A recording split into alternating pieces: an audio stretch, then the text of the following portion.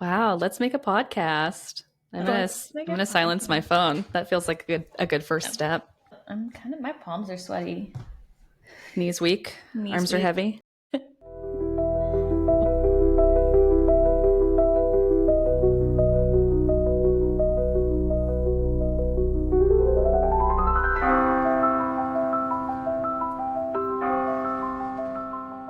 On Alter Ego, we explore where the sacred meets the psychological. We discuss sensitive topics involving trauma and mental health through an educational and ethical lens. We aim to bring understanding, openness, and curiosity, not sensationalism. Listener discretion is advised.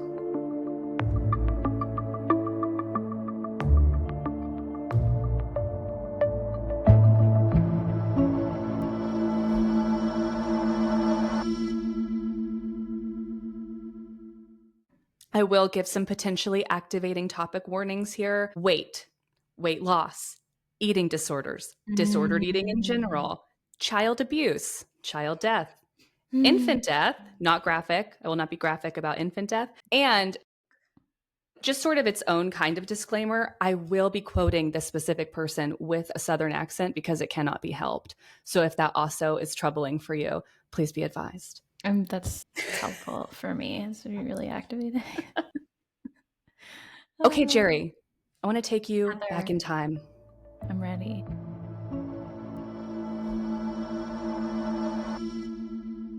Picture this, it's the 90s, okay? Every woman and their mom is counting calories, grams of fat. And if not, then they are studying their Atkins diet books and eliminating all carbs. And you know it, even fruit, okay? Fruit is bad, right? Heather, fruit has sugar. We got to get that out of here. It is one big carb, and that's a no-no, okay? And I remember this, okay? Because I do too. in my Florida Catholic time, the Atkins diet was very hot in my house. I remember the Atkins diet. And then in the early 2000s, I feel like it was the South Beach diet that really had my mom in a chokehold. I feel like there was a lot of ricotta cheese for dessert kind of thing. What was that with the ricotta cheese? I remember that intimately. It was like ricotta cheese and Splenda and like maybe a little bit of like vanilla extract. And I'm pretty sure like that was the thing. Do you remember those 100-calorie snacks? The little bags? Yes. Yes. The little cookies, like the very, very flat little cookies. Oh, girl. Thin. I was going with my mom to Jenny Craig meetings. Like, Jenny Craig. That's Jenny what I was Craig thinking meetings about. where you had to like weigh yourself in front of people. Jenny Craig meeting. Yes, I know exactly. Yeah. Okay. I'm there. I'm ready. You're there. You're with me in your mind because I think for the most part, if you were alive and above the age of like 4 in that time, you were probably somehow involved in all of these things. Totally. And I mean, obviously, like that in and of itself was like very cult-like, right? Their diet culture, fad eating, like all of this. But just this is where we are in time. It is a time capsule of the priority of all women identifying people, right? Of like, I have to be thin. Thinness comes from restriction. I can't have fat. Oh, today I can only have fat. Like it was just yo-yo diets and it was just bonkers all the time. Yeah. My mom actually lost her vision from diet pills temporarily. Awesome. So I'm the way that I'm there. I mean, diet pills were really just like amphetamines. Speed. Right? Yeah. It was just speed. Oh my, Hydroxycut. That was a big one. God. I am pretty sure I was doing Hydroxycut when I was like 12. Yeah, that's fucked up. Yeah. But I was like, I remember the commercials and the idea, especially to a child that could buy this. It wasn't like there was some sort of age restriction. Like I can't get cough syrup, right? But I can get amphetamines. And the commercials really gave this idea of like, you just take a pill and you're skinny. Yeah. Spoiler alert, not how that works. Unless the pill is like like a parasite that's just going to eat things inside of you. Just chomp, chomp, chomp away at all those calories inside. That's how it works. Yeah. Yes. And God forbid that we have anything inside of our bodies. So yeah, I mean, this is like Jenny Craig. And remember, we're not just like hooked on these diet books. We're also looking at people like Kate Moss And this term was created, right? This heroin chic was like the goal. You want to look sickly tiny. That's what you want. That is attractive, right? And if you're dieting for the male gaze, then it's, so that you're attractive enough to get in bed with. And definitely has not left us, right? We're still very much there. It's just like in different sort of packages, very like Instagram worthy packages, but much more covert now, I feel like, than it was sneaky. Then. Yeah. But this place and time where your mom was, where you and I were like also kind of collateral damage, right? It made someone like Gwen Shamblin Lara all the more dangerous. And have you heard of her? No, I don't know who this is. I'm so excited. Okay. Also, a little context for anyone listening is I have no idea what Heather's about to talk about. So this is really exciting. Yeah, I didn't want Jerry to like have time to format her beautiful psychological opinions. I wanted to really take her by surprise. My raw reaction, and that's what you're gonna get. Jerry, we're leaving the 90s. We're going back further. We're in the 50s. It's February 18th, 1955. Sweet little baby is born in Memphis, Tennessee, and her name is Gwen Chamblin. The Laura is added much later. We'll get there. So 1955, potentially less amphetamines, but still a lot of fads, right? And this is dangerous diets. There's the cabbage soup diet. Whoa. This is real. Vogue talked about this. What do you think an eating plan looked like on the cabbage soup diet? Oh my God, I'm scared. Cabbage soup twice a day. It was unlimited, but for a whole week. That's all you're eating. Wait, I'm sorry? It's just unlimited cabbage soup for a full week. Okay, cabbage makes my stomach and my tummy so rumbly. If I had it for a week, I think I might explode. I'm not kidding. Isn't it cruciferous or whatever it's called? It's a cruciferous vegetable. Yeah, it's definitely going to give you bubble guts 100%.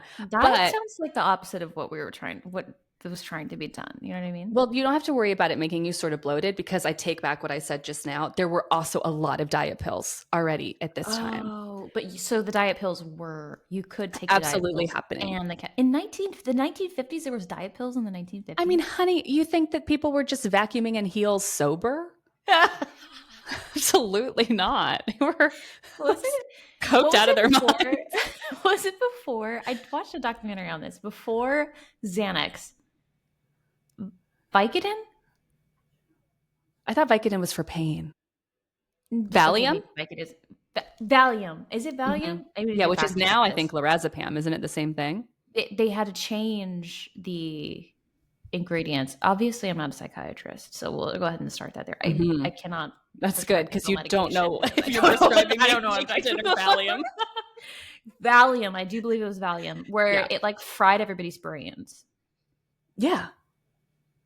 Yeah. I mean, it's all really good for you. It's, just, we don't need any sort of warning labels. Just take it. Should we get some Valium? Oh, I already have some. I just took it with my coffee. God. Okay. I need to get, hold on. I'll be right back. Elevator music.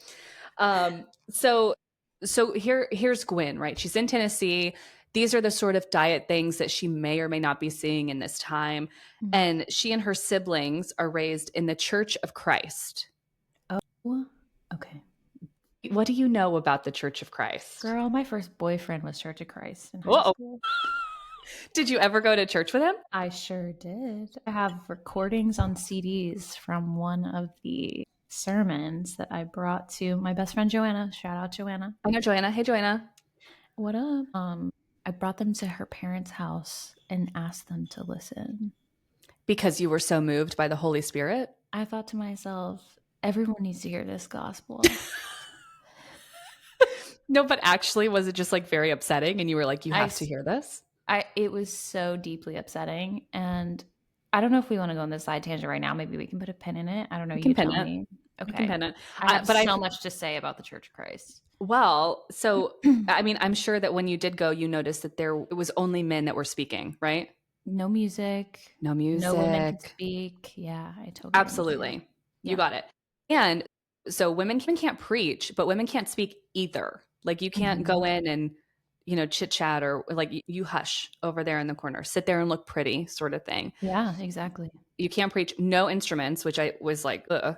Sister Bridget would be so depressed, just sitting there without dancing. That's what I was saying. No music. I meant to say no instruments. There was singing, but there was no instruments. No instruments at all. And the Bible is very, very literal, which we will see kind of come up through here. So whereas I think for the most part, it's not super, I don't know what, blasphemous to say that for the most part, I think people are leaning a little bit more toward like, okay, it's sort of thematic. It's, you know, an example. You could go as far as to say the Bible is more like poetry, right? It's anecdotal, but here, metaphorical, yeah. And I mean, and granted, I'm throwing out a lot of adjectives that some people may be like, absolutely not. I would never say that, but at least with the Church of Christ, it is literal. Exactly as it is stated. Period. Full stop. And they're also this group of people that have these beliefs. They're the only ones going to heaven, and you have to be baptized. Yeah. Oh, yes. Which is okay. Quick aside. When I heard that, made me think that would also include babies, because if you're not baptized and let's say you tragically passed as like an infant before baptized, you would not be saved.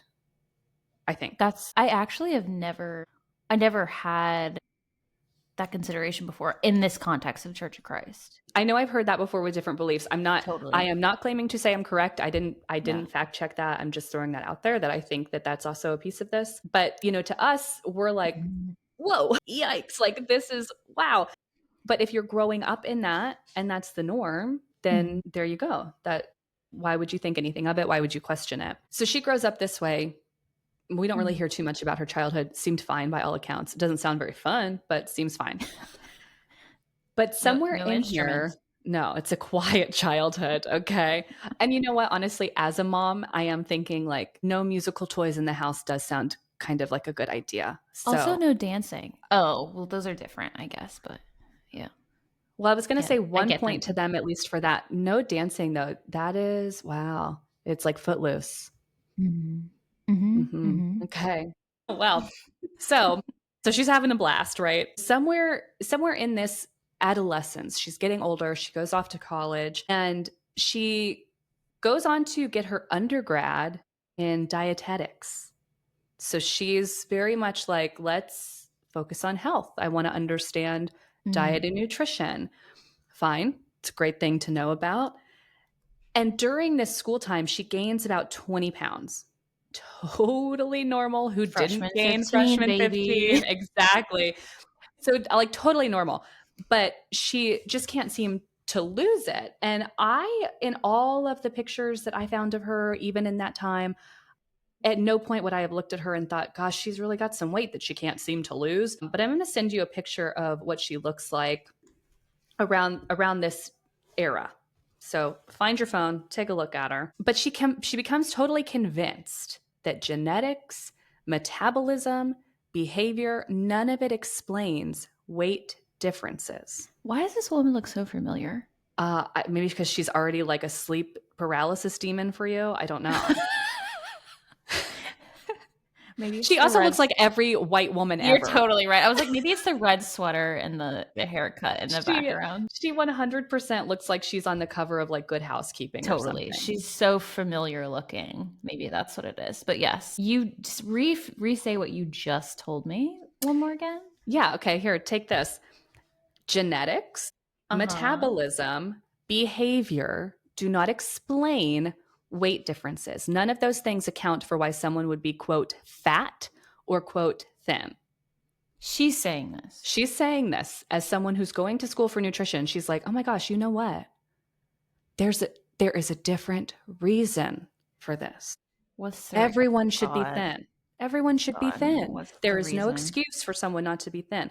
So in her mind, I'm gonna make you wait for it for a second, because in her mind, she's getting a master's in food and nutrition with a focus on biochemistry at the University of Tennessee, because she is so dead set that like, I have a suspicion that I can solve this. Okay. She sounds like a eugenicist. You know what? Honestly, 100%, because she is a blonde white woman saying everybody should be skinny.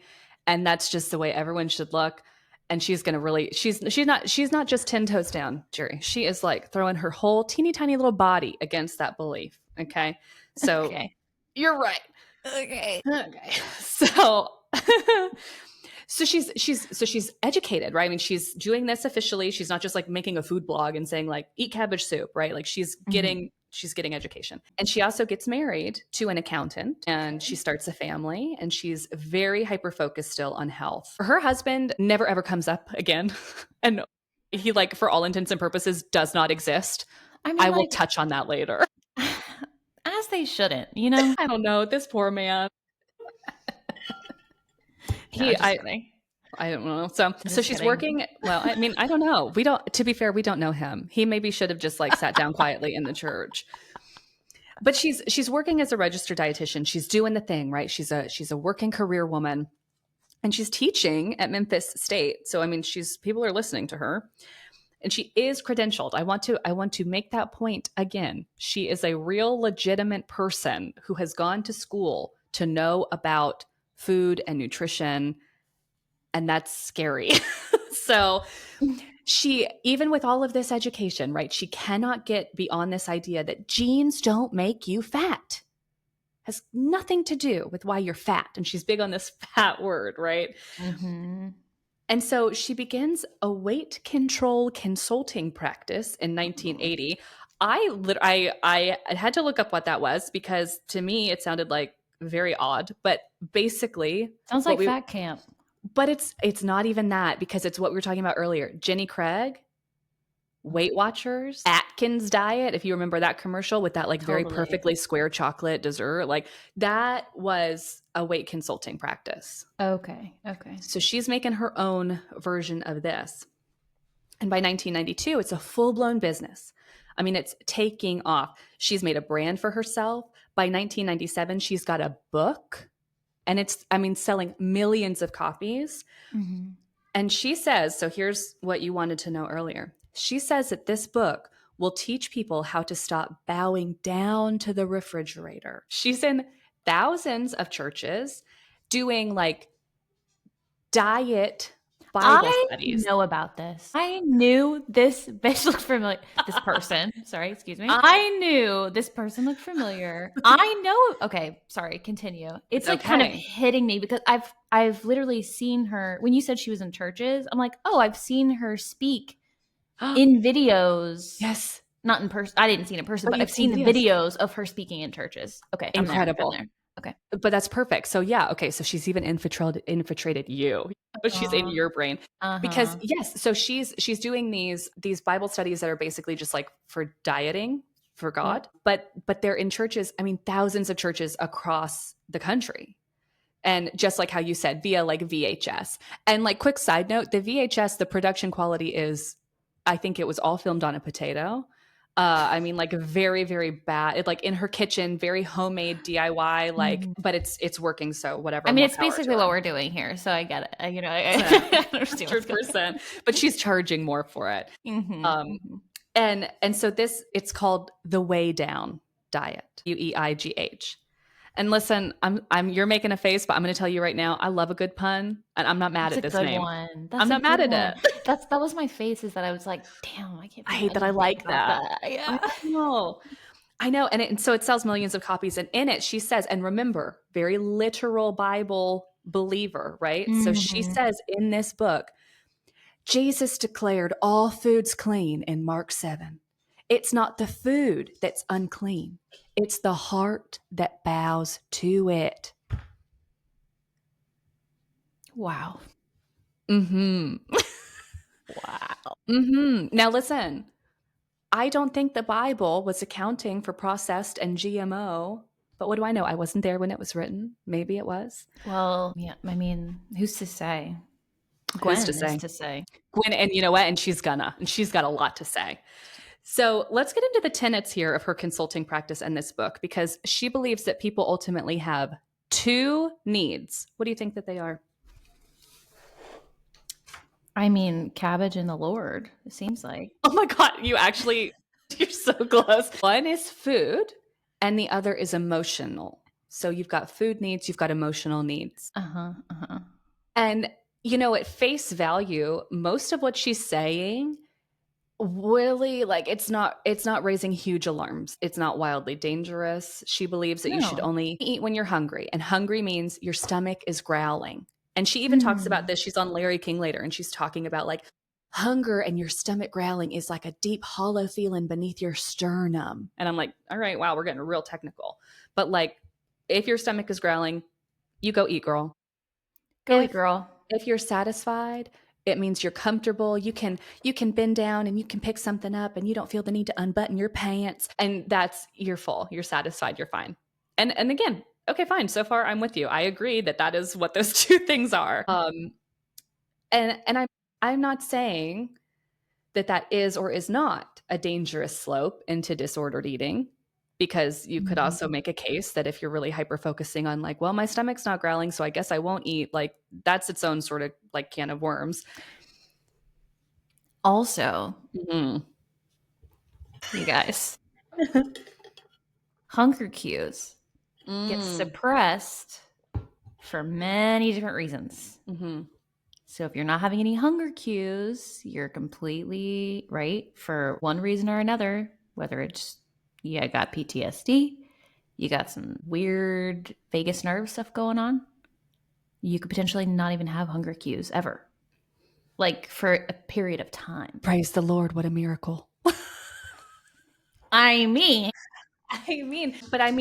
yes, to your point, there are real, actual medical, psychological reasons why your stomach is not growling. But we're not talking about that, right? Like, we're not worried about that. We're just saying, oh, your stomach's not growling? Great, don't eat. That's it. And that's a problem, right? That is a problem. But here's why it's so, to me, very scary. If you came to me and you said, yeah, I would like to lose these last 5 pounds, and I'm just trying to really only eat when I'm hungry, because I feel like I get a little snacky.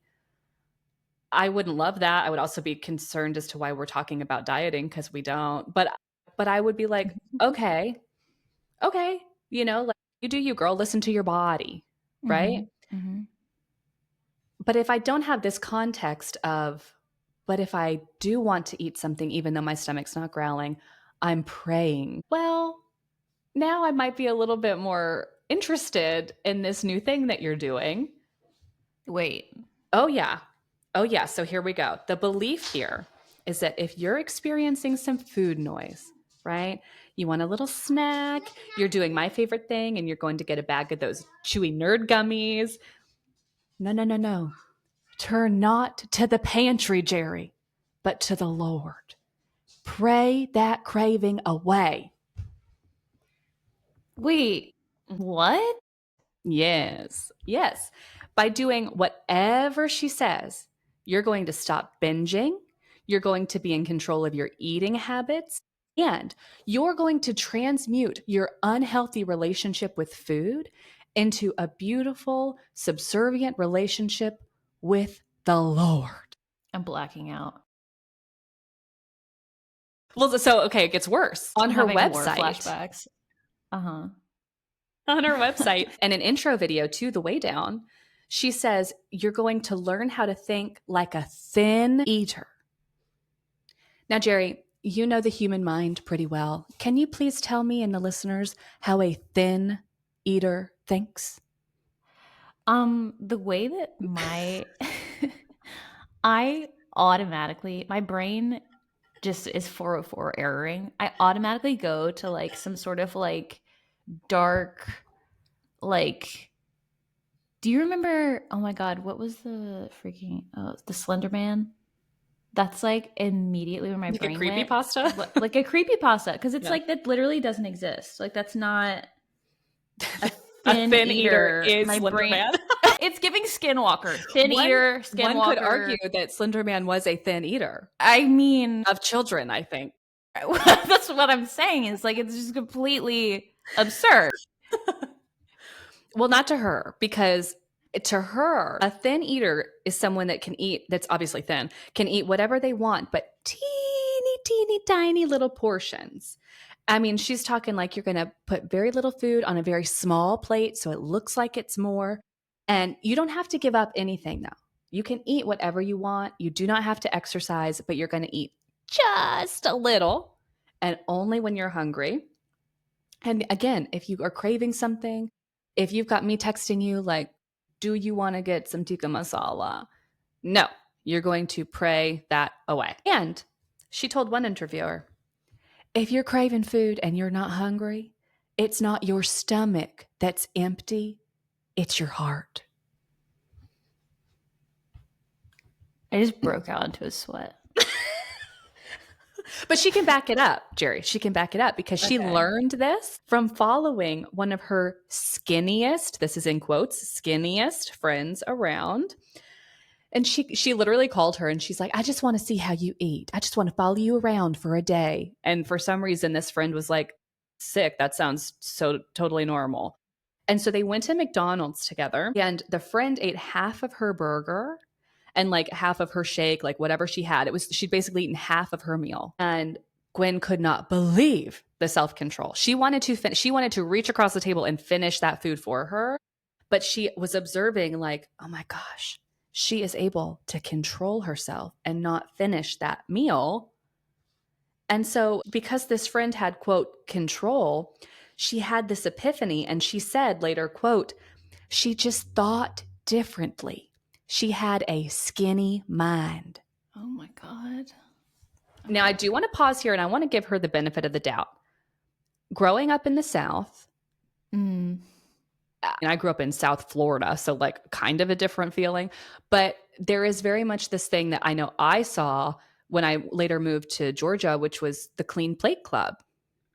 And I think that in and of itself, and you can correct me here, in and of itself is sort of disordered eating taught to a child, right? Like you have to eat your whole meal. Totally. Or you can't, like, this didn't happen to me, but I have seen and heard plenty of experiences where this was the case, but like you can't leave the table until you finish your food. Right. Yeah. And so now I don't know, this didn't come up in my research. I am totally assuming that perhaps maybe she was exposed to something like that. That makes sense. Yeah. For her to be so like shocked and just stunned that someone could not finish a meal. But regardless, I mean, she really took off with this. And she has a program video. She has a lot of them, but she has one where she claims that her methods are going to help you break that magnetic hold the fridge has on your mind and your heart, which I talked about earlier, because it's going to help you learn how to give all that attention to the Lord. And what's really fascinating is that almost in the same breath, she says, and I'm quoting here, years of restrictive dieting have only strengthened the chains of slavery to food and have exacerbated rather than solved the problems. Just like the Israelites whose backs were breaking under the strain of their labor, we have lived through the hopelessness of losing weight only to gain it back even more. You made a face when I said chains of slavery. And is that because this white woman loves talking about slavery? Because Jerry, she does a lot. She's very comfortable. Serious? Very comfortable talking about how we are all slaves to food and slaves to the refrigerator and slaves to cravings. It's icky. Oh, God. So this diet is for those who believe in a Christian God. And it obviously leaves behind anyone dealing with hormone issues or going through menopause, which also a hormone issue, or is diabetic, or has any sort of specific weight issue or health issue that can hinder weight, which in and of itself, problematic. But but also it's kind of like that weird gray space of like, well, but freedom of religion. And if you're putting this into your religion of, well, part of my religion is being skinny, I mean, okay. So that's all problematic enough, right? It's pretty bad. It's going to get worse, especially for you, because through a biblical God, anything could be overcome, including anorexia, including bulimia. And you're a therapist. Do you think that maybe the next time you have a client with an eating disorder, you might just suggest that they pray about it? The way that I did not realize that doing this podcast together is literally me like processing some shit. Do you know what I mean? Yeah. Like it is enraging. I am super You're going to get more let's talk upset. about activated. You're I'm going to get activated, more you guys. upset. I'm sweaty. I am like antsy in my seat and feeling really pissy. That It's this is going to get even worse. yeah. It's going to Okay. get All right. even Let worse. me buckle in here, or like get up and pace the room. This cord's really long, so maybe I can do that. Well, here I'll give you a mild brain break because I do want to kind of pitch this. Well, I don't know if it's a question. It's really just sort of an aside, baby tangent. Mm-hmm. The reason that I was reminded of this case when I started making lists of like what I would want to talk about if we did this podcast is because I had seen a couple weeks ago someone had shared this Instagram post, and it was all about how diet culture and the verbiage that comes from diet culture is so closely related to Christian language. Yes. And so without influencing you, if you're thinking about like really indulgent food, how would you describe, what adjectives would you use if you were talking about some like really incredible dessert you had? Sinful. That's the first one, right? This is the Sinful. first thing that comes to mind. Is like, Mhm. oh, this is like again indulgent, sinful. This is like wrong, right? It gets kind of Yeah.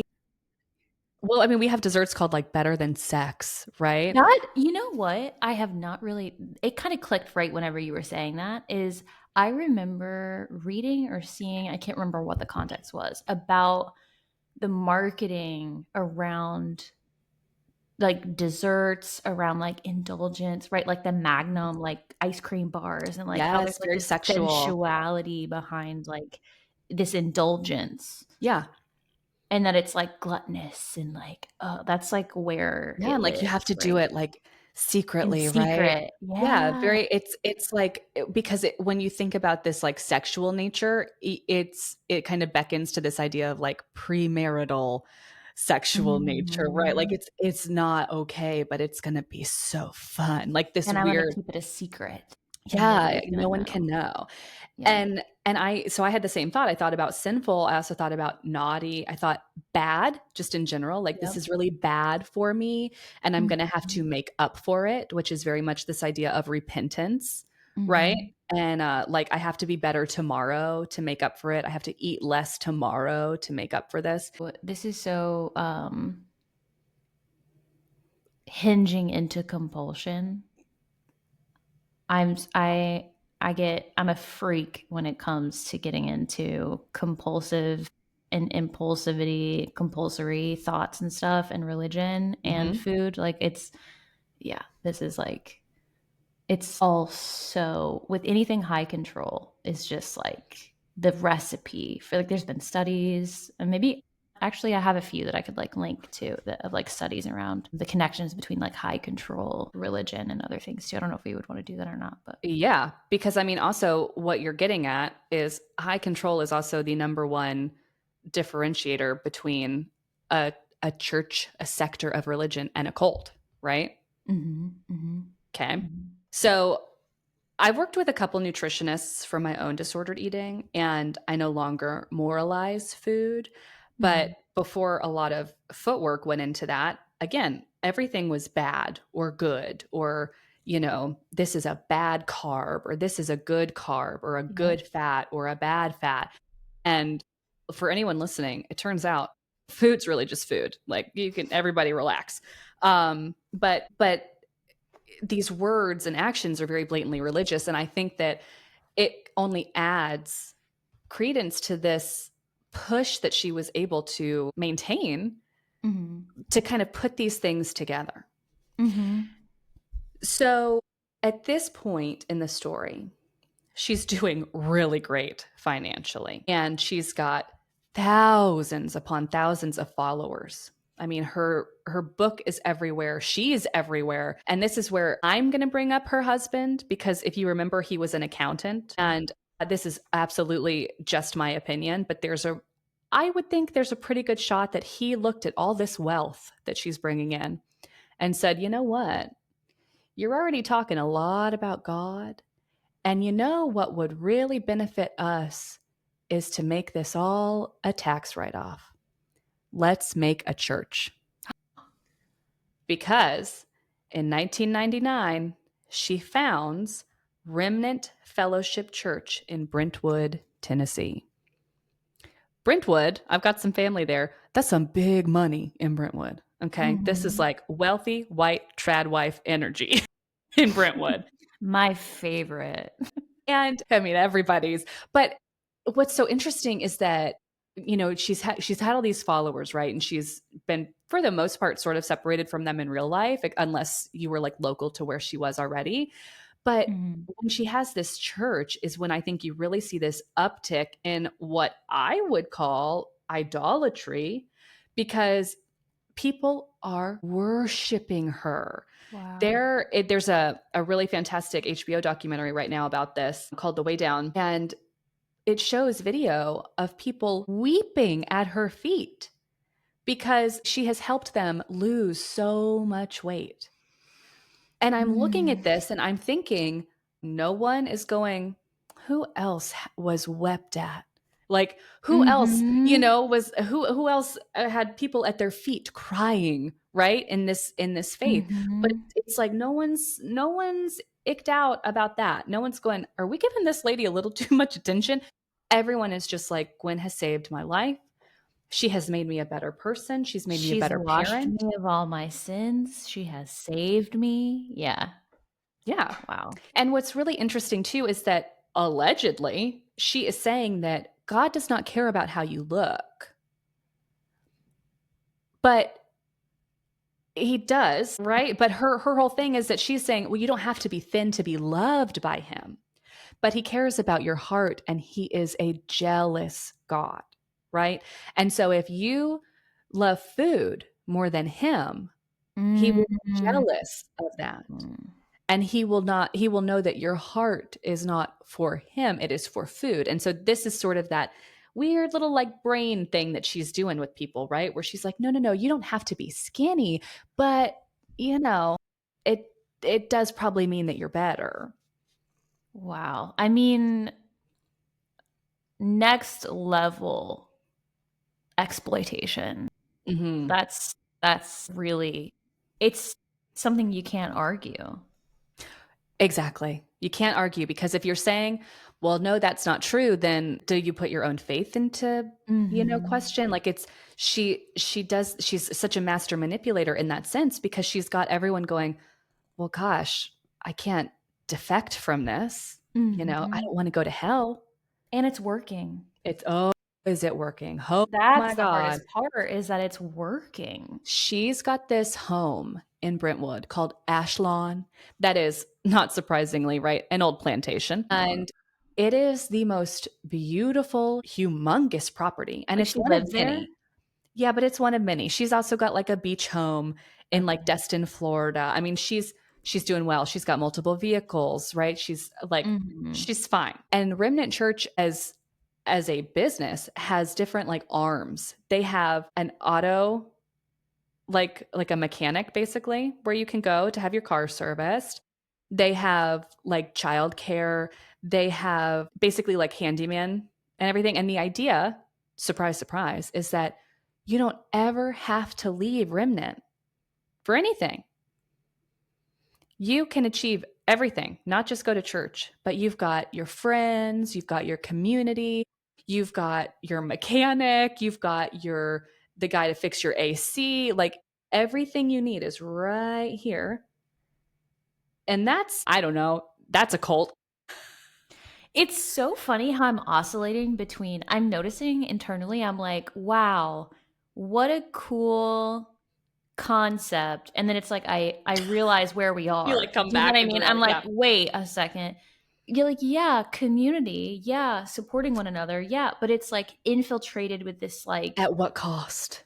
This like really perverse, exploitative stuff that like makes it's like Yeah, in an ideal world where maybe the thing wasn't focused on Being fat, being fat equals fat. bad. And right, and this like, yeah. Wow, okay. Yeah, that makes my skin crawl. That like it's like, and also by the way, you never have to leave. You never have to leave. But I think I like that you're oscillating, because I think that it shows just how susceptible anyone is to this idea of like, oh my gosh, I have so much support. Isn't it Yeah, great that I have that's this community? that like intermittent reinforcement of like, oh, but I'm loved here. Oh, but I'm accepted here. But my needs are really met. I could go. They care about me here. Yes. Oh my gosh. Wow. Yeah, that's I've never really had an experience like that ever in personal relationships. So I'm just so unfamiliar with this concept that I'm having a hard time grasping it, Heather. Well, and same, because like you and I, we live states away, right? Mhm. And I'm states away from all of my closest friends. And so Mhm. I think that also does sound very bizarre to me too, to think that like I could be in a place where all my favorite people are just in a tiny little diameter, right? And like I can just Mhm. say, well, I'm going to go to Jerry's for dinner, or I'm going to go see Tiffany for breakfast, or like I to just have this teeny tiny little group, or like I'm at Katie's for a barbecue, like, and that's every night, that's every Yeah. day. And we know everything about each other, because we don't have a chance to become disconnected, right? Mhm. We're here all the time. And I mean, you can get married in the church. They'll help find you a husband. It's a whole thing. Wow. And this, Mhm. are we still in the 90s or early 2000s is where we're This is at early now? 2000s now. We're Okay. like still kind of in 1999 when it's just starting out. Mhm. But the other key thing here to keep in mind is that, yeah, everyone's right next to you.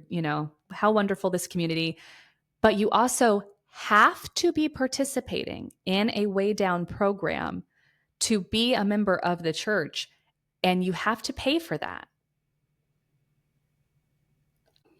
So it's not You like gotta pay to play. got to pay to play. You got to pay to get into heaven, right? Because That's what it's I not always just say. like, right, that age old tale. You can't just come in and be skinny and you don't have to participate. No, no, no. Even if you come in and and of course I'm throwing around words like skinny and thin, and we're all sort of using our own imagination of what that means to us, but for Within the her, context of what's it called? A like social remnant. norms. Yeah, right. So Yeah. for remnant, if you come in and you are, quote unquote thin, it doesn't matter. You still have to be participating in a way down program.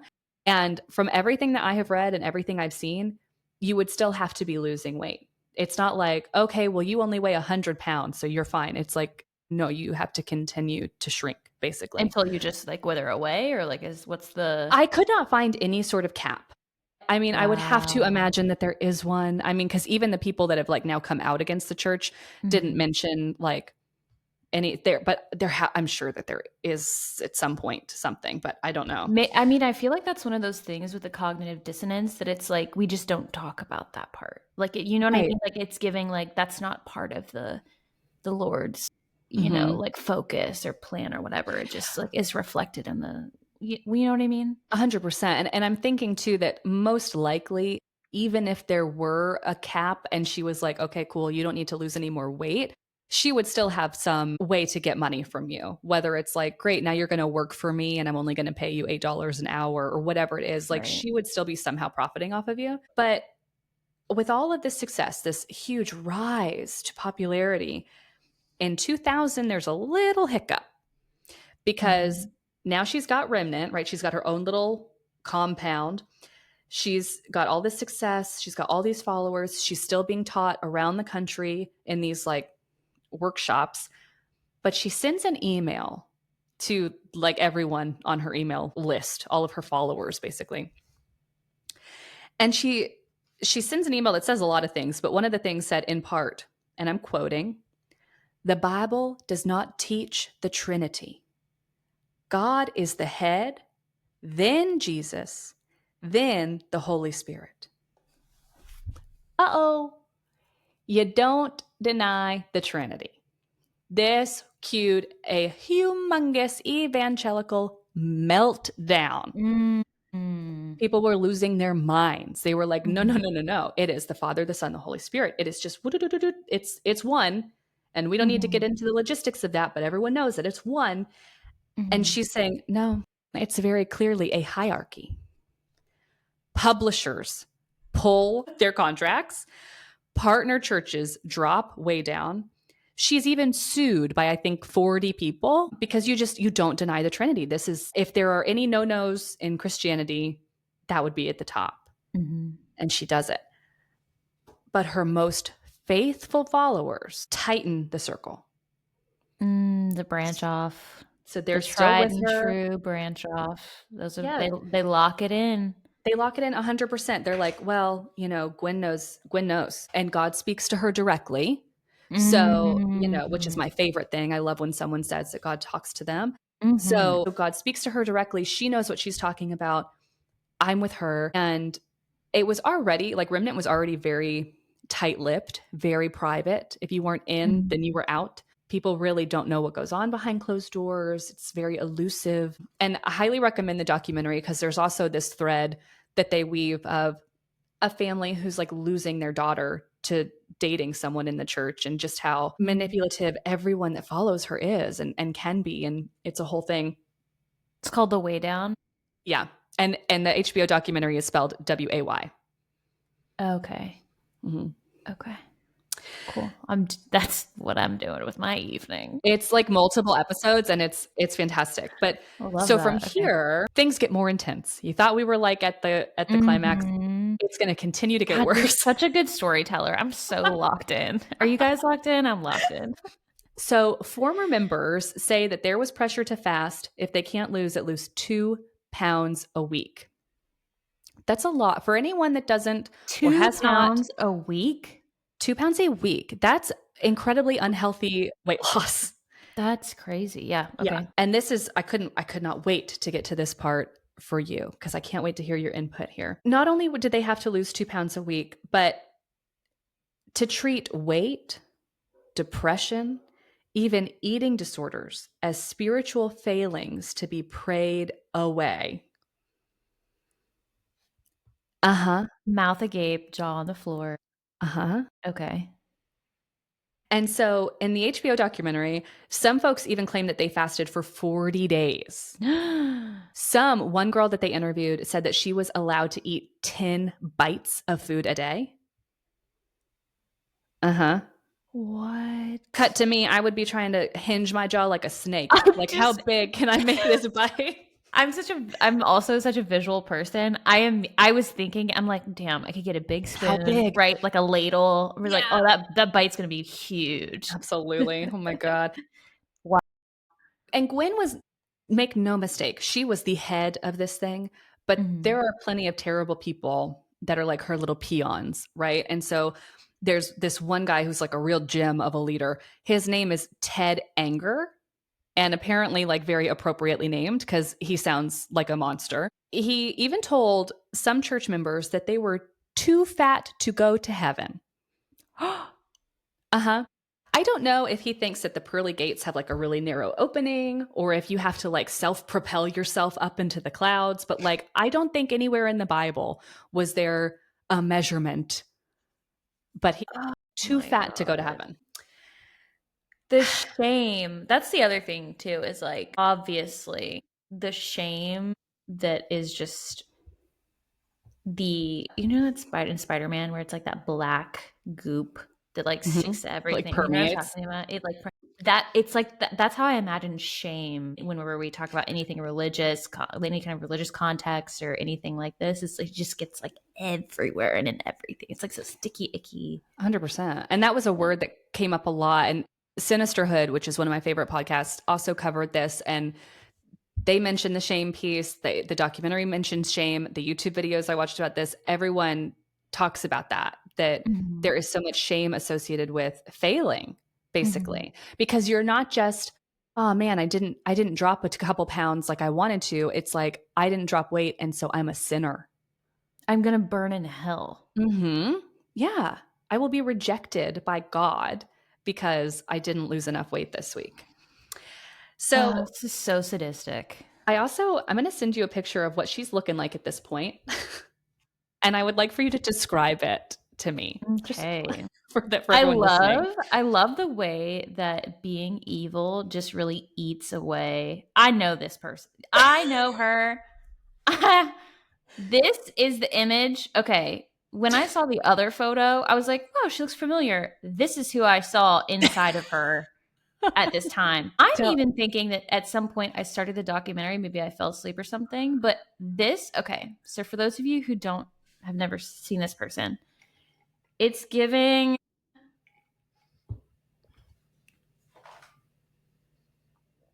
It kind of eats if we remove the context.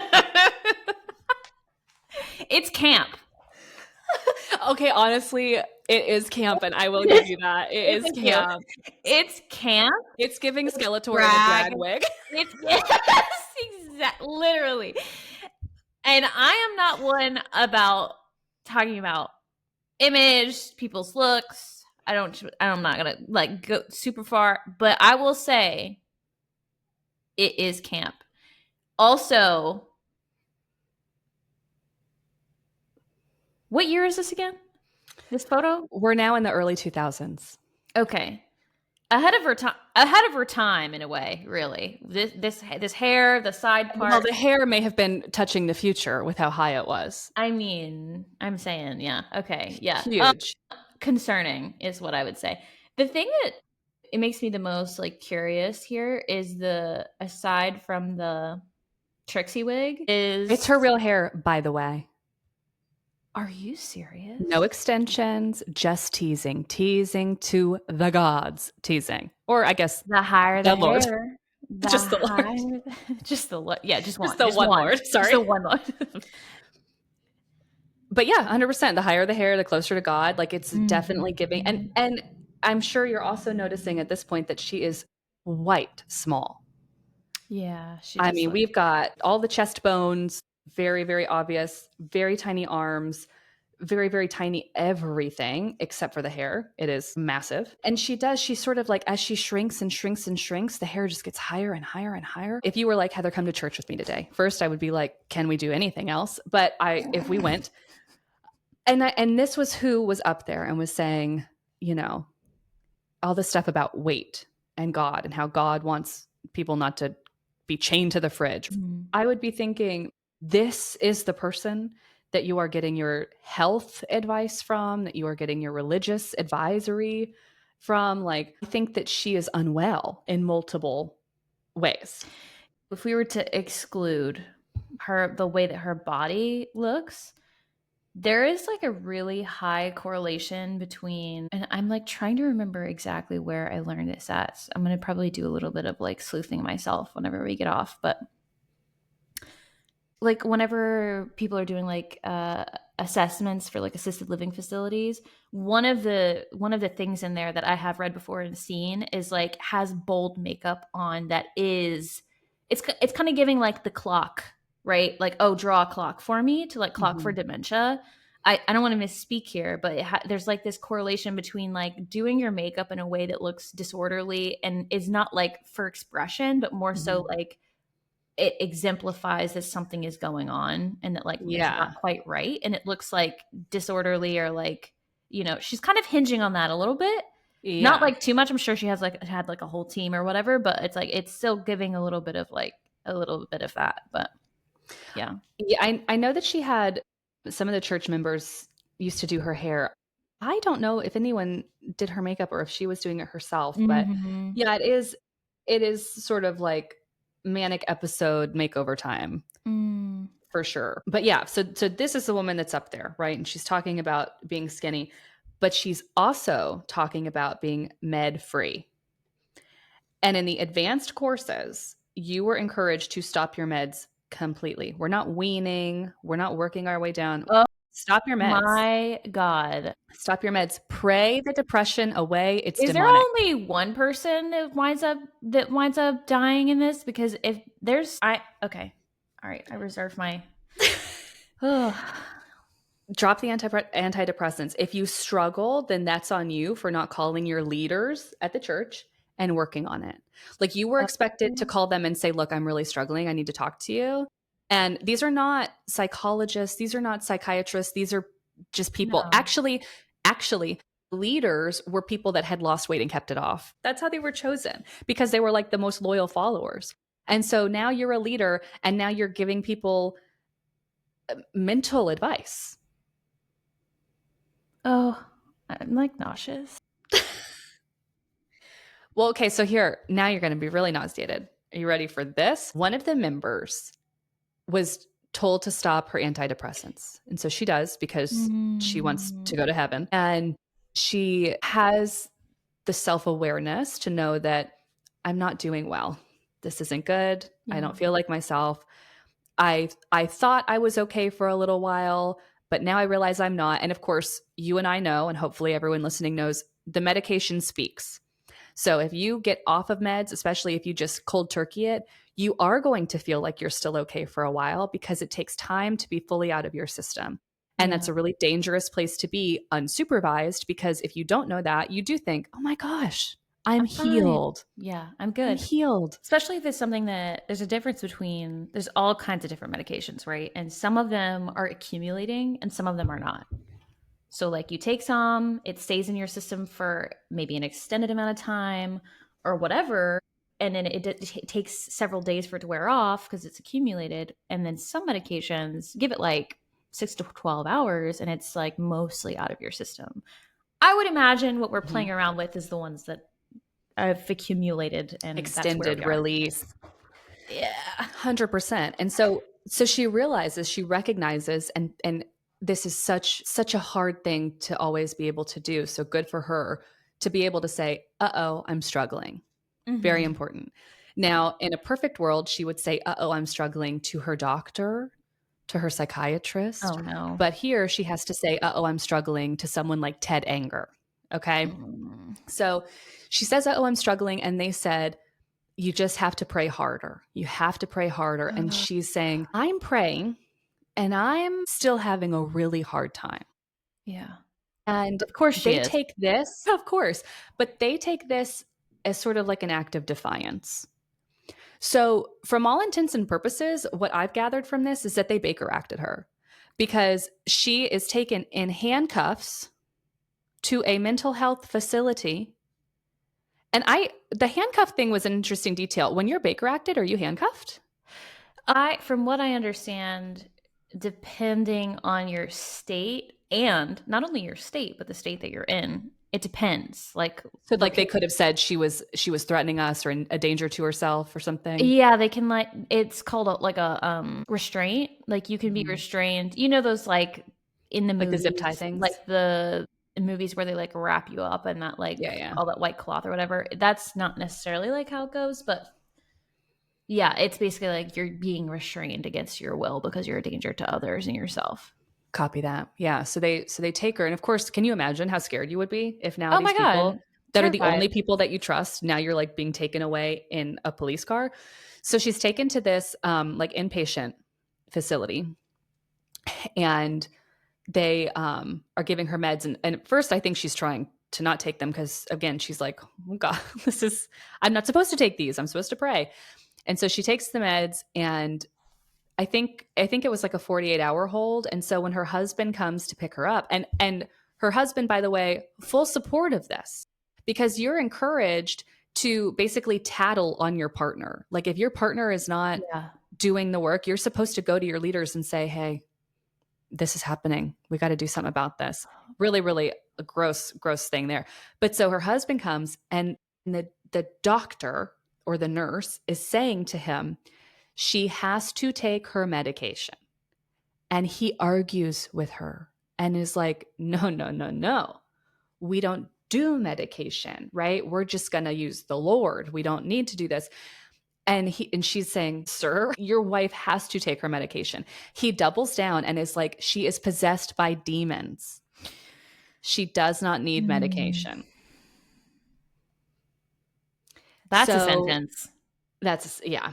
To say in real life to an actual like medical professional, she's possessed by demons. And so the way that the woman tells the story, it was like a 10-minute argument of him saying, it's just demons. It's just demons. Finally, she convinces the husband to allow his wife to take her medication. So they're driving home and he says to her, okay,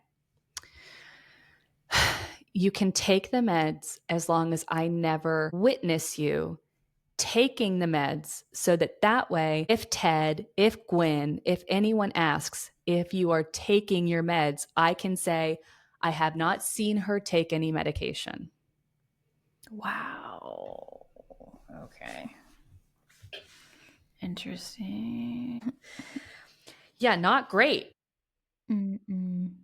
Not great. So even with all of this happening, even with turning your partner in, going against your own spouse in favor of Gwen and Ted and these leaders, even still, people are obsessed with her and her message and her hair. And the message is highly televised. I said earlier she was everywhere. Mm-hmm. She was on Tyra. Shout out Tyra. She was on Larry King. She was on the news. And when she's on Larry King Live, actually, she says something that gets her a lot of heat. And I've watched the interview. It was re-uploaded by Remnant Church, their YouTube channel, and it was edited out. It's no longer in that. But in the original Larry King interview, she says what I'm going to quote, and the documentary found it. So you can hear her say it with your own ears in the documentary. But she says, I want you to tell me how you feel about this. She says, and I quote, think about the Holocaust. People lost weight. It's proof weight loss comes from discipline and restriction. Oh my God. What? And she doubles down because he, even in that moment, he says, hold on. He says, are you using the Holocaust as an example of weight loss? Like food was withheld from these people. And you are using this as an example of why your weight loss method works. And she doubles down and she basically is like, I've been making this comparison for years and people respond to it.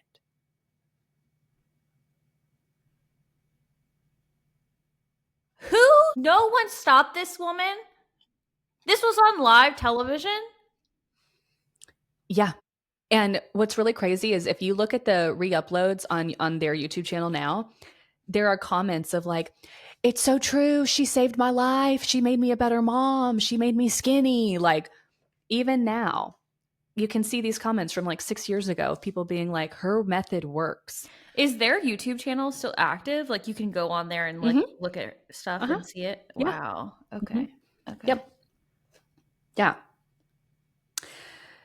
So we've talked about the weight loss. We have talked about the psychological, rejection. But now we're going to talk about parenting at Remnant Church. And quick reminder here that I am going to talk about some child abuse and also child death. So just a note there. So discipline, obviously, as we have seen, big theme here. And it's not just discipline of how you're eating or not eating or how you're not taking meds, but it's also you have to have a disciplined child. And discipline here was very physical. You were instructed and encouraged to spank your children. Wow.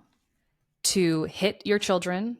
There was a lot of like back of the thigh spankings and glue sticks. They loved a long glue stick. What is to like thwack, like a hot glue stick. Oh, Yeah, I like a thought long like the one. rolly. I was like, wait, No, like the long hot glue stick. And because like to thwack with that would hurt really bad, but it wouldn't really leave like a big mark. And I think let's pause right there. First of all, if anyone is telling me to hit my child, goodbye, see you later. But also, if they're also telling me, hit your son and do it like this so it doesn't leave a mark, hello? It's giving put soap in a sock. Like 100%, right? Like why do I need, yeah. if I have to hide that it's happening, shouldn't that be raising a million red flags for me? But it did not. It did not. Wow. And there's one phone call, and this is hard to hear if you're not a parent. It was incredibly hard to listen to as a parent. But there was a phone call, recorded phone call of this one father who is basically saying like, "Oh my God, that advice to spank our child was so fabulous. It made such a big difference." They said that it changed their 2.5-year-old. Oh. They said she was really showing out, and we had a showdown with her, and they had a leg spanking over and over and over again, and that now their child is a totally different child. Well, yeah. Of course your child is going to be different. That is Your child is so going to upsetting. be petrified of you. Yeah. But sure, let's call it discipline. Let's say that now I have such a well-behaved little girl, or I have such a well-behaved little Oh. boy, and anyone could hit your kid. Anyone. Oh my God. Why am I shocked? Mhm. First of all, that's interesting that I had a shock, like shocked.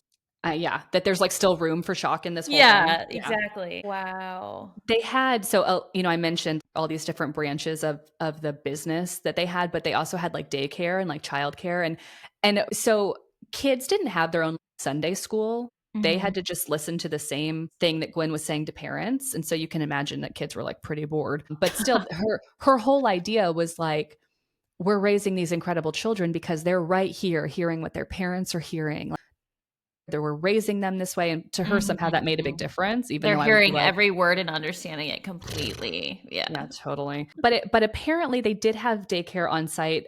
I don't know if that was just for way down workshops, or like maybe just Mhm. Wednesday evenings or what, but there was an opportunity to have your child babysat during worship. Mhm. So when you left them with the babysitter or the daycare worker, they were allowed to punish your child physically as well. I don't know why I'm acting so. I mean, I am shocked and this is disgraceful, but my elementary school, our principal could spank us. My middle school in North Georgia, the principal was allowed to paddle you with a big wooden paddle. Yes. I'm Yeah. like, wait a second. Hold on. Let me recalibrate here. This is still so messed up. And I'm Uh-huh. like, oh, right. And this is weirdly familiar. Why would it Yes. be different here? Yeah. And at first, I think to your point, there is this moment, right, of like, well, I guess I was also allowed to be spanked or whatever. But Mhm. one of the daycare workers hit a baby during a diaper Mm. change with a wooden spoon Mm. because they would not stop wiggling. Oh my God. Oh my I don't know if you've ever God. changed a baby, Yeah. but wiggling is sort of like the whole thing. That's like all they know how to do. Yeah. That's like their whole bag. And it feels good, like to wiggle and like, I'm like, yeah, I'm free out of this thing. You know what I mean? Like, Absolutely. Yeah. ugh. So, one babysitter who was interviewed for this documentary, she noticed that this one little boy, Joseph Smith, he was 8 years old. He was like really anxious and stressed and upset coming Mhm. into daycare. And so she was kind of new, and she went to his dad and said, "Hey, he seems a little upset. Does he have like a comfort item, basically? Does he have a Mhm. toy? Like, how can I help him?" Again, she's new. "How can I help him?" And he says, "Hit him hard." Oh. And that was her response, exactly what you just did. She was like, sorry, I no, like, does he what? Like, does he have a toy? I'm just trying to like give him some comfort. And he does Mhm. it again. He goes, "No, just hit him hard." Wow. And she's like, "Well, I'm not going to put my hands on your child, but noted, I guess." Mhm. And so she just sort of leaves that alone. But this family, the family of Joseph Smith, his parents were Joseph and Sonia Smith. So it was Joseph Sr. that was saying to hit him. Their first child had died. It looked like sudden infant death. It looked like SIDS. How old was their child when they died? It looked like sudden infant death. So I think very, very young, like kind of Okay. newborn. And at 11 weeks after this baby's death, Joseph, the 8-year-old, is murdered. He had injuries all over his body, everywhere but his palms and the soles of his feet. Oh my God. He had been a little too upset, apparently, while they were trying to worship. And they put him in a wicker box. What? They may not have been at Remnant, but they were like at a worship. They put him in a wicker box because they were in Georgia. They were like near Atlanta, I think. And he kept popping his head out. And so they tried to tie him up with bungee cords, but they had to slam the lid down on his head. And so by the time worship was over, they didn't hear anything. The box was silent and they found him non-responsive. Oh my God. This is okay. So do we know if they're at church when this happened? They were at worship. They mentioned that, but I mean, I don't know if they were worshiping at their own home or if they were, I don't believe they were at Remnant because this was in Georgia and that was Tennessee. Oh, okay. But we don't know if they were in public or in private, but I'm not sure. It seemed like potentially public, but I'm not sure. Oh my God. But one of the investigators here starts getting more info about Remnant and the way that they encourage discipline, right? Child abuse. Yes, let's call it what it is. They encourage child abuse by anyone for everyone. Right. And so this investigator learns about the whole long glue stick thing. Mm-hmm. And he brings it to the autopsy. And it perfectly fit in the marks all over his body. Oh my God. Poor baby. Poor baby is right. I mean, this is a little boy who... How old was he again? He was 8 years old. Oh. He was 8 years old. And this is, again, 11 weeks after the alleged sudden infant death. So when he was 7, so a year before he passed, the mom had called Gwen, and it was even on the news when they were talking about Gwen. This is, again, a year before the death. Mm-hmm. And this is how the investigator kind of like raised his ear. A year before that, they had been on the news talking about Gwen and how wonderful she is and her program, but also how it makes for better children. And they said on this newscast that, you know, they do everything that Gwen says to do. And there's a private call that was released where she's telling Gwen privately that she spanked the back of his thighs when he's 7 and took everything out of his room except for a Bible and locked him in it from Friday to Monday. That is 4 full days of torture. That's torture. Mm-hmm. And Gwen is hearing this on the phone call, and you can listen to this phone call. It makes you want to punch something. Gwen hears her say this, hears her admit, I took everything out of the room. I locked him in there for full days. Gwen says, praise God. Oh my God. She says that now he is no longer a bizarre child, but he is in control. Yeah. And then 1 year later, he was murdered by those same parents. This has been in the news a lot lately, and I don't want to platform these people any more than they already are. The most recent happenings, the Ruby Franke and Jodi Hildebrandt. Yes. Do you know about that? Yes. I am chronically online. I know about the YouTubers. Yeah. Yeah. That's what this is like, very that same flavor of like the encouragement of child abuse and it being like somehow permissible because someone else is encouraging it. Yes. And because it, quote, works, right? Of course it works. If you scare a child enough, dissociating, right? They're not going to be present emotionally in order to give you any kind of engagement, period. So, wow, this is upsetting. This is really upsetting. Okay. Well, we're almost done with this piece, but Gwen, of course, when that tape comes out, she says it was tampered with. And she's in these news interviews and they're asking her, they're saying, did you say this? And she said, of course not. This was before AI, so she didn't have a... She said that tape was tampered with. I have never said anything like that. And it's like, wow, honey bunny, come on. So Gwen and the church have a lot of lawyers. A lot of lawyers. Well, they have to. That makes sense. Yeah, of course. Of course. They do. And they paid for the parents' bail. Oh. And their attorneys. And the attorneys, I mean, look, they really worked for their paycheck, okay? They had so many absurd explanations. I think one thing they said was that like the child had eczema and that explained all the marks all over his body. Oh yeah, I mean, trash, trash, trash. Everyone is trash. Trash. God. And the church even made multiple websites to proclaim the innocence of these parents. Wow. Uh-huh. Uh-huh. And it's interesting too here because grief and bad things happening, if anything like that happened, it was because God was punishing you. So the whole thing here really is like someone has defected, right, for this to be happening, because why else would they be punished? These are wonderful parents. I mean, really, really gross. This is what's happening like internally as they're like trying to keep face. Yes, of course, because that's what they're preaching, right? Is like if you are here and if you're doing what Gwen says, nothing bad will happen to you. If something bad does happen to you, what did you do? What'd you do? And they're found guilty and sentenced to life plus 30 years. Great. Praise God. Blessed be. Amen. And that was in 2007 that happened. And in court testimony, they even included Gwen's advice to parents, which was spank until there are tears of submission. Jesus Christ. Yeah, absolutely. And in fact, talking more about, bad things aren't supposed to happen, Gwen's own grandson passed at 5 months old. What? Mm-hmm.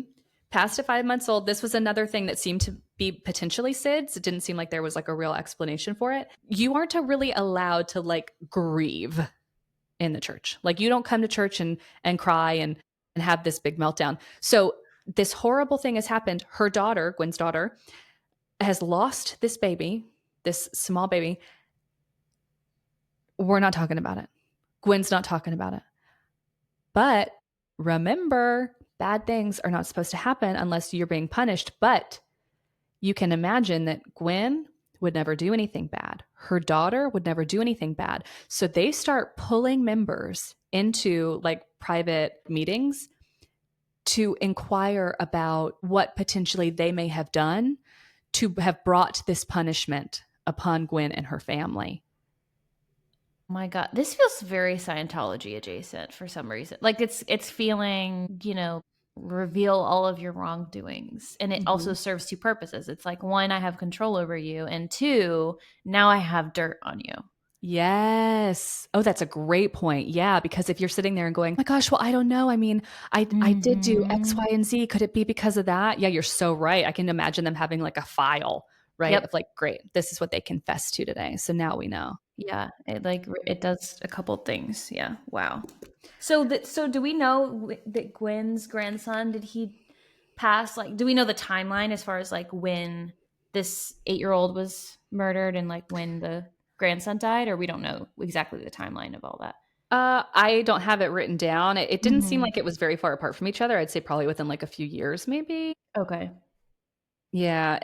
And the other thing that they don't believe in this church is that you can't get divorced.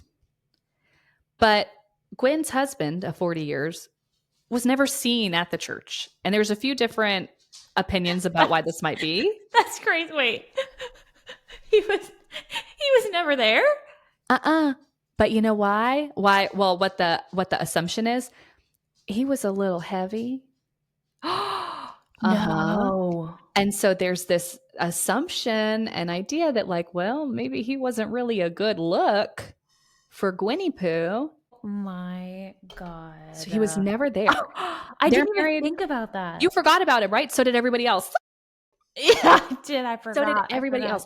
So, but you're not allowed to get divorced unless you're Gwen, because she does get divorced. And as soon as she is divorced, she is engaged to Joe Lara. And he's, I can't even really call him a Nepo baby because he didn't really do anything other than get a sugar mama, but he was like he was brought into money. He had wealthy parents, successful parents. So he was doing a lot of acting. He was an actor, and he played Tarzan in some production of Tarzan, and Okay. he wanted to be a musician. Honestly, it wasn't terrible. Okay, they played some of his music. I want to see what he looked like. It's giving Sending. Fabio. Say his name again. What's his name? Joe Lara. Joe Lara. I was thinking it was going to be like Joe Exotic levels of like I'm a country singer, but it really was thinking not bad. about Joe Exotic. That's really funny. That's what it was feeling like. I'm glad you clarified that he absolutely it really was not bad. He had some talent, but while he's chasing this country music dream, he is with a woman who he has a daughter with, and she is so cool. She's like the hero of the documentary, in my opinion. But they have a daughter, and they have an agreement that like they're going to live in Tennessee for until the daughter's like kindergarten age, and by then, if he has not become like a success, that they're going to move back to like more up north where her family is, so that they have support. And so that's just sort of the agreement they make. But before that can happen, he meets Gwen, and Gwen sees, I think, basically a sugar baby, and he sees an opportunity, right? And he's an actor, okay? I mean, you can pretend to love anybody. So they get together. Listen. That was with some conviction. It's just a working theory. But to paint a picture of what a monster he also is, when their daughter's mom kind of understands what's happening and what remnant is, she's like, no, like we're not doing this. I want my daughter. And so she wants more custody or full custody, and she wants to leave. Is he going to the church? Is that how? Do we know how they met? Okay. Yeah, they are at the church. And so, so his brilliant idea, get ready for this. His brilliant idea to keep his daughter is to tell the police that the daughter's mom has sexually abused their child. What? Uh-huh. And this is 1000% unequivocally not true. She did no such thing. Oh my God. Do we think that was with Gwen's influence, or we don't know? That's like, I think Gwen had a lot of influence.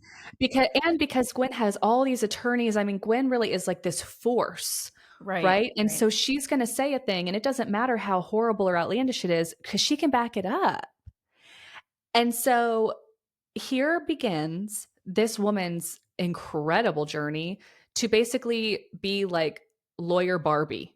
I mean, she is not an attorney, and she's like, I'm representing myself.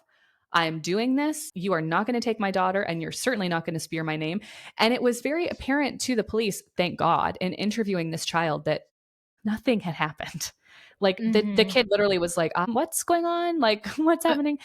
Can I just see my mom, please? Yeah, goodbye. So, but it was a mess, as you can imagine. And it was very much like this whole force of remnant trying to keep that child from her mom. And they had the ability to do so. It was very, very upsetting. And she worked really hard to defend herself and get her daughter back. And there was a recorded phone call with Joe's attorney, who actually complimented her and said, I have never seen anyone who is not an attorney do what you did today. Yes, this is my kid. Absolutely. You want to see someone take on something that they've never done before and do it great? Make it about their child. Yeah, for real. Yeah. Put a mom up there. Absolutely. So she's trying, though, to get full custody. She's trying to at least make sure that the child can't go to remnant, because aside from the fact that it is a terrible, dangerous cult that believes in child abuse, no one should want their little girl to believe that she has to be skinny to be a good person. Right? Like there's at every turn, it's like bad. Everything is bad that like, why would you put a child there? So he is an actor. He's a terrible person. He's also a hobby pilot. And May 2021, they're flying a small jet with Gwen, her son-in-law, and 4 other church leaders. And they are going, surprise, surprise, to a MAGA event.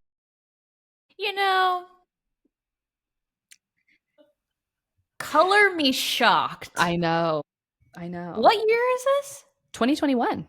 Mm. Yes, I know. It's hard to believe that horrible people would be going to such an event. What a crazy I know. consideration. This is wild. So they're headed to Palm Beach for this MAGA event, and minutes after takeoff, the plane crashes into Percy Priest Lake. And the NTSB later says that Joe likely experienced spatial disorientation. So they all die, all of them, on impact. And basically, there's something that happens when you're like instrument only, because it's so cloudy and it's so hard to see, and so you're only flying with your instruments. And there's this really kind of incredible thing that happens inside of your brain where you think that you're going up, but you're actually going down. And so when you try to overcorrect, you kind of get everything backwards, and it's very, very dangerous. And so likely he thought that he was going up and around to like correct himself, but instead he went straight down and killed them all on impact. So this was him, Gwen, and then other adult churchgoers. Yes. So the mom that we were just talking about did not have her daughter that weekend. She was with Joe.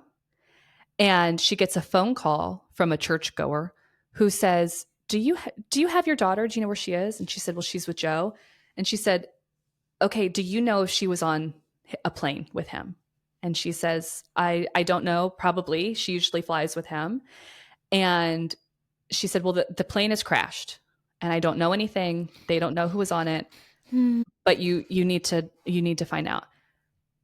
She, at this point, I think she was in like Philadelphia or something when this happened. I think she was up north. And so she's, of course, booking the first flight she can to get back to Tennessee. And she's like running over to I think she went to Ashlon and was like, is my daughter here? And thankfully, they had not brought her. She was safe. Wow. But hours and hours and hours of not knowing and thinking that her little girl was gone. Imagine. My God, I cannot imagine. No, and there were other children who lost their parents in this flight. And Remnant encourages you in your will to leave your children to the church. Oh my God. What? Oh no. Oh my God. Oh my God. This is so upsetting. So on the one hand, we get kind of this happy outcome because Joe's daughter is now with his mom. She had to fight for it, but she was successful in getting her daughter. So they're together, and that's good. Okay, good. She did basically have to go on the run with her for a while because Joe's mom was trying to take her back, and that was a whole thing, but she's good.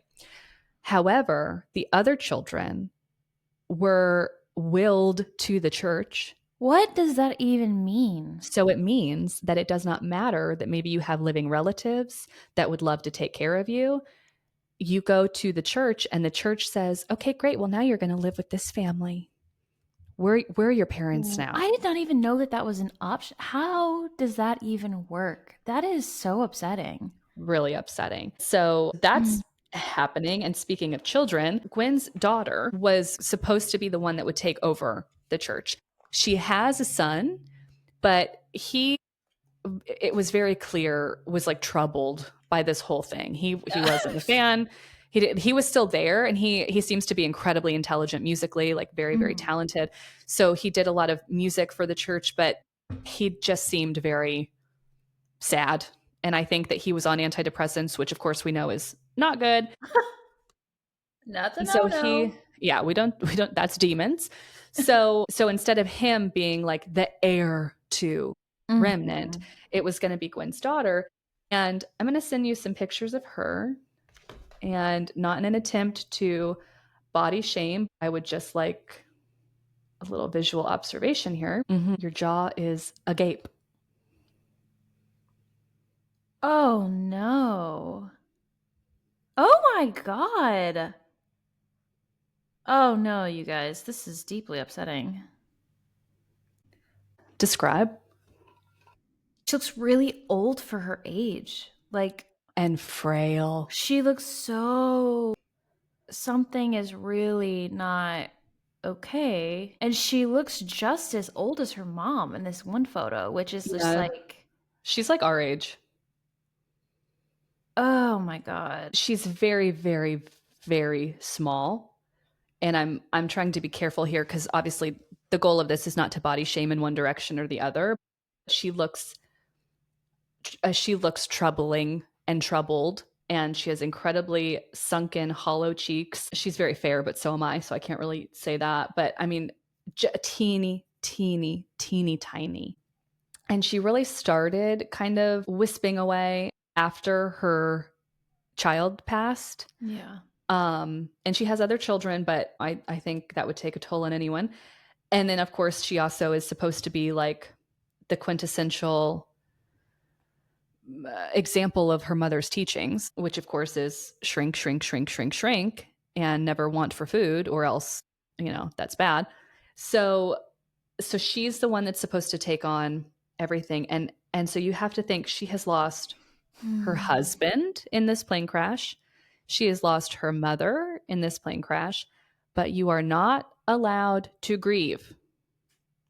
So they just sort of boop, pop right back into church. And it's kind of COVID-y times, right? When this happens, it's 2021. And so she's mostly like calling in for church. And she's basically saying that, she's going to take it on, and she's going to do everything that she needs to do to make her mother proud. And that, and when documentaries like The Way Down start coming out, which is like right after this tragedy, she's also speaking on that and saying, that she has never, ever set out, and her mother never set out to make man proud or to care about what man thinks. And so they're not going to start now. Everything that they do is for the glory of God, and they're going to keep going. But something interesting that happened was that it went from being like Gwen as the Godhead, right? And then just a bunch of people below her, to now at the latest, like as of current day, is that it's her and like 20 other leaders. So she's got more of like a linear line of people that also preach and are in charge that then funnel down. So she definitely changed that. And I would think it's because she couldn't or didn't want to do it all by herself the way that Gwen did. Yeah. But it's still going strong. Remnant is still going strong. It's still happening. it's still highly publicized. From respected dietitian to best-selling author to church founder to HBO documentary subject, wife of Tarzan. I mean, all of these things. And she had, this woman that told her followers, God doesn't care if you're thin. He cares if you love him more than you love food. Wow. Oh my God. Yeah, I'm looking at it. I pulled up their website. Yes, yeah, the website's active, and yeah, I mean, it just to some people, not a majority, unfortunately, everything that she did looked a lot less like faith and a lot more like control and a cult. Yeah. 70 locations: United States, Canada, Europe, Africa, Asia, and Australia. Mm-hmm. Yeah. Oh God, this is the part that is so upsetting, is because and people can only imagine what I'm correlating this to, but you can get rid of the leader, but once it's locked in and once those people are there and will follow them until the end, that's the upsetting part, is the legion is still there. Yeah, and it And is Legion. That's such a great point. The legion will never, past a certain point of like conception, will never dissipate.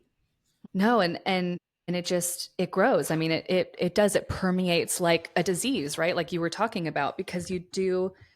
Now these people pull in more of their friends, and they pull in more of their friends, and just like any cult. And of course, I didn't want this to be like a 5-parter, right? So there are so many really tragic stories too of families losing children to this church, losing friends to this church because you go and then you're brainwashed, and it's so easy. And it's something that a lot of the people that the documentary interviewed said, it's really frustrating for people to watch this documentary because there's been like follow-ups to it. So it feels very meta when you're watching it because they're talking about the documentary that they're in. But they're saying, it's really frustrating for people to watch this documentary and that know me and go, that lady, you like did this to you? Like, how could anyone be so crazy as to follow that crazy lady? And I think that this is where, and I have to check myself here too, right? Because it is easy to go, this person is crazy. This person is nuts. And we all say that very flippantly and we know what we mean. It's about someone being very unwell and very manipulative and people being very susceptible and people being very vulnerable. And it's this perfect storm of, you're right, I am too fat and I am possessed by demons. And it happens in such a perfect storm of a way where these people are sitting there going, how did this happen to me? Or you have people sitting there going, I stand by her forever. She made me a wonderful mom. Wow. It's so fear-based, like so many other, happenings. It's very similar things happening of being this larger exploitation. It was so hard for me when you were like, and then they all died, to not be like, I was like holding. Awesome. I know nobody can like see it. I mean, it is awful. It's terrible and it's tragic. And also it's like, okay, well, Yeah.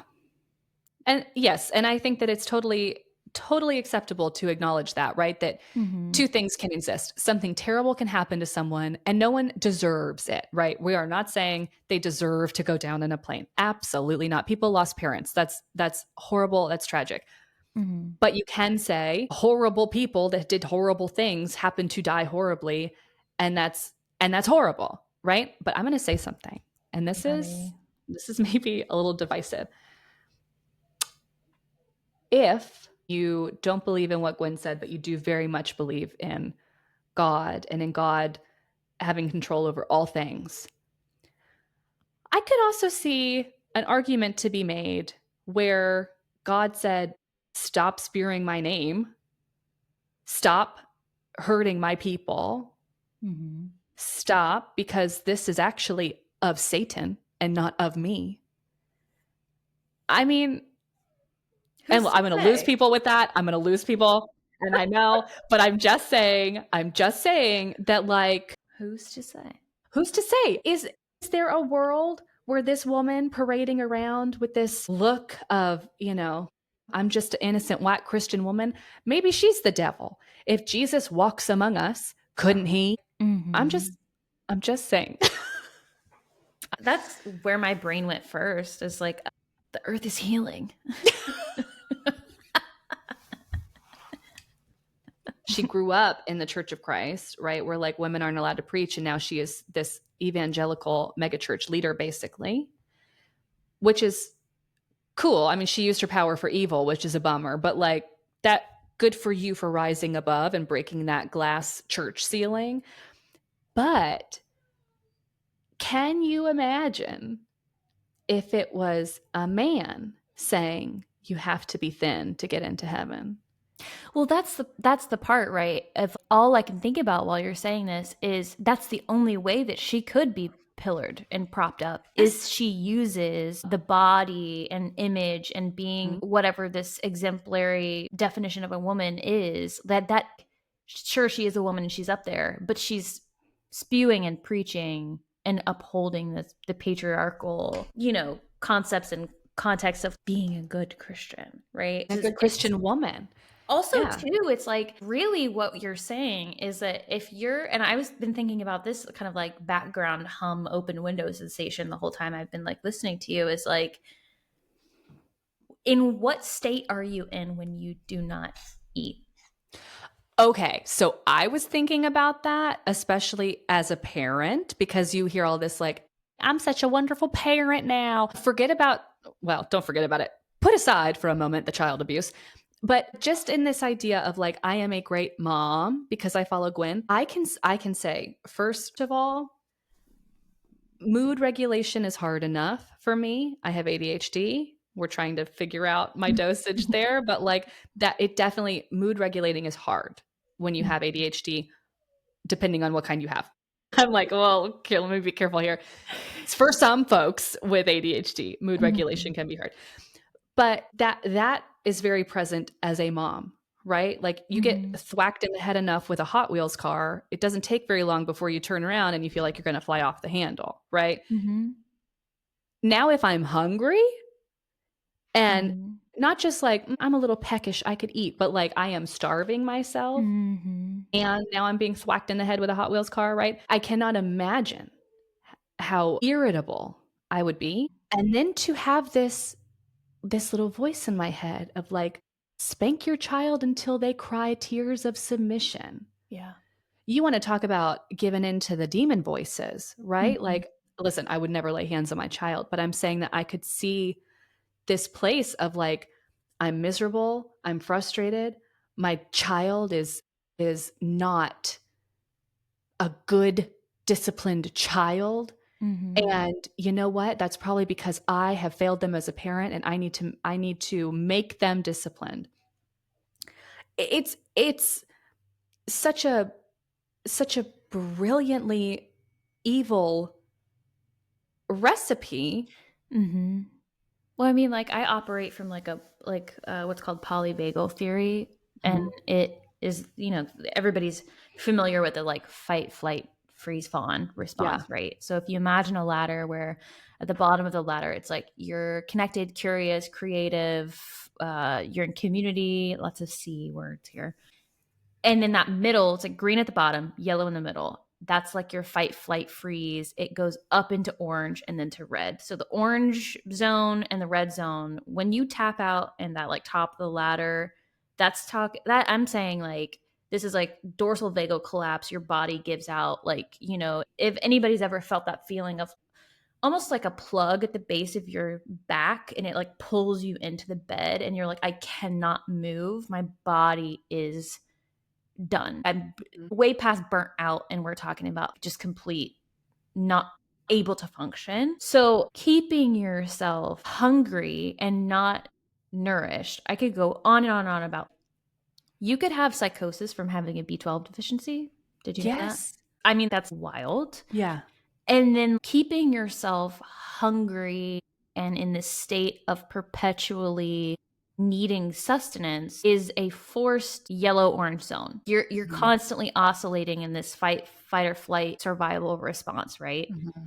And it actually affects your brain. Like you literally cannot access the same parts of your brain that you would be able to access being in that green zone of like, I feel safer, blah, blah, blah, whatever. You are starving yourself or, you don't have the proper nutrition, whatever. And it is the perfect recipe for perpetuating that harm to other people because you are constantly, your tolerance window is vanished, just gone. I mean, we all know what it's like when you are feeling like your needs aren't met. It really is the perfect recipe. And the church, the higher, high control religion, more authoritarian cults, things like that have their own ways of sliding in stuff about food and eating, but this is predominantly, I mean, the church came secondary. Yes. And that's so interesting to think about the fact that, okay, this was a woman who got up there and said, this is, it's all to do with calories and food and the way that you look. It makes me so curious about, okay, what is it for everybody else before they start a church, right? That's okay. Maybe it's not necessarily like, oh, and I'm not saying every church. I'm talking about the ones that are strictly focused on exploiting people. Right. Yeah. What is it that then leads people to say, oh, I should start a church? Like that catalyst of, well, do you know what I'm saying? Yes, I do. And that's why I think in this case, it likely was perhaps an accountant that she was perhaps married to saying like, this would really benefit us if it was financially. Exactly. Yeah. It's like, so there's this, oh God, it's documentary on, I think it's Amazon Prime. It's called Bad Faith, I think. I need to double check, but it is so good because it goes back and really breaks down how evangelical Christianity and capitalism were like the two perfect ingredients to like where we're at now, but it's really good. Nice. I'll add it to my list. Yeah. Yeah, but I mean, I think too, you have to think about, but what would make someone stay in this? Because there has to be a moment in the very beginning Mhm. where you would have enough self-awareness to go, this seems a little weird, but if you're curious enough that you try what she's saying, which is essentially starvation, right? Let's be real. She's Mhm. forcing you to be anorexic and you're successful, you're going to go, oh my God, she's right. God really has given her the secret. Yeah, that's the confirmation, and what keeps you locked in is that it works. Yep, is that it works. And then because we know that if you start then eating, let's say quote unquote normally, that's a rough word, but you know what I mean. Your body, which has been previously starved, is now going to store everything as fat because it's in starvation mode and it's Mhm. panicking. Mhm. And now your metabolism is going to slow way down because it's like, oh, thank God, sustenance. Let me hold it Mhm. here. Mhm. And now you're gaining weight. Now, the weight you've gained, you're not losing it. What's going on? I'm sinning. I've done something wrong. God's punishing me. And so now you're being thrown into Mhm. this, okay, you can eat 10 bites a day. And so now you're starving again, probably even worse than before. And now you're going to ultimately run out of stored fat and you're going to shrink again. Okay, it's working. It's working. Yeah. Then the cycle continues. Then you're Mhm. being told you have to fast. The fasting's not working quickly enough. So you're fasting for 40 days, right? And that's how you And keep people, I would imagine. That's how you absolutely. the going back and forth and up and down and around and like the It only works when I do what she desperation. says. It only works when I do what she says. Yeah. Wow. Yeah. Oh, this has been deeply upsetting. Yeah. Yeah, Um, but that's Gwen. I feel like because this episode is so focused on disordered eating, high control groups. We don't know what we don't know, right? So that Yeah. kind of ties this into of how do you know when the resource that you've sought out is something that is Legitimate. non-exploitative. Yeah, it's Yeah. like non-exploitative because if you're already coming to someone and you're needing help and you're asking, you're like desperate. That's the thing, right? Is like that's what a lot of high control and exploitative groups do, including the mental health industry, by the way. Yeah. Is people come, they're like, I need help. They're probably already really dysregulated and unable to like, okay, I can't help myself. That's why I'm here, right? And then it makes it even more difficult to differentiate between, okay, is this resource that I have sought out causing me more harm? What is the status here? Where am I at? What's going on? And how do I know when something is inherently harmful? And I would say like one of the biggest tells is lack of transparency. Mm-hmm. If you're feeling like you're asking questions and things are being withheld from you, or it seems like that you are not being given straight answers to things, Mm-hmm. follow your gut, listen to your intuition. If you feel more confused after asking clarifying questions, red flag. Yeah. Things like manufactured consent, like there's so many different things that I could get into, but that's one of the biggest tells for me I've learned is that, okay, if this feels super confusing and just not clear, and there are things that are being withheld, then there's a problem here, you Yeah. know? Yeah. And if you feel like you're being punished for your curiosity, Yes. right? Yeah. Yes. Like you just trust us, this is we got No. our information from God, or we we were this is just a proven method, but you don't know how it's proven. Right. But that's the thing too, is that it is hard. You have to trust yourself, which usually is not something that's going to be a strength when you are in that vulnerable place. That's the last thing you are doing is trusting Absolutely. yourself. But Yeah. but somehow you have to go, okay, but what's happening in my own nervous system? Because Mhm. something like this, where there are thousands of people in a packed church and it's worldwide, right? And Mhm. you're all going, this has changed my life for the better. Mhm. I can't imagine how difficult it would be to go, yeah, but are you sure? Right. Right. Right. I don't think it Exactly. has, right? Like Mhm. how would you ever do that? And so there's also that piece where you have to also be very comfortable going, well, I'm not going to be able to convince anyone else that this is bad or wrong, and I can't save them from the inevitable, but I can at least save myself, and I have to walk away, and you have to be okay with that, which also feels like weird survivor's guilt in its own way. Totally. Yeah, I agree 100%. Yeah, anytime you find yourself getting too, I've done this in my own way, right? Of you're surrounded by a lot of people that are all very similar to you. It's like, oh wait, I need to diversify my relationships with people and figure out how I can kind of widen my net and navigate things and, cross-check my stuff with other people who might think differently than me. There's just so many different ways to That's such a good point. Yeah, I mean, because like what a cult ultimately becomes is just like a giant echo chamber, and you're not allowed to defect because your husband will tattle on you, right? Your wife will tattle on you. Your best friend will tattle on you if you are like, I'm kind of thinking that like maybe this isn't on the up and up. I'm gonna go tell that she's doubting God. God, there's so many parts of this too that I want to get more into. There's so many things, but I know this has been a fun little first go because I'm just like, oh my God, I really could talk about this forever, but I get it. We have to cap it at some point. But how do we wrap up? How do we wrap things up? I don't even know how to do this. I think we just say, okay, well, thanks for listening. We'll be back next week with something still disturbing, but in a different way. Subscribe, listen to us wherever you get your podcasts. Yeah. Don't join diet churches. Don't join diet churches. Only full fat churches. Full sugar. No aspartame. That's hilarious. With each episode too, we'll like link some resources. We do a little back end curiosity as well. After each episode, we'll link the documentary and a couple. We'll link all sorts of stuff. We'll link documentaries. We'll link sources. We'll link related things. Also, and I don't know, maybe we have like a little mini episode once a month or something where you just sort of break down more of the themes that you wish that we had time to talk about. That would be cool. Yeah. Awesome. Sick. All right. Well, cool. Thanks. Have a lovely week, everybody. Bye. Bye.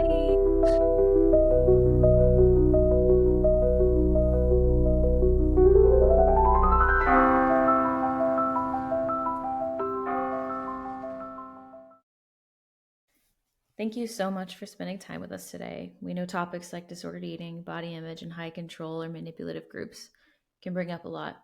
If you're struggling or if you're supporting someone who is, help is always available. For eating and body image concerns, you can start with trusted organizations like the National Eating Disorder Association or the NEDA in the US, or look for eating disorder charities or support lines in your country or your state.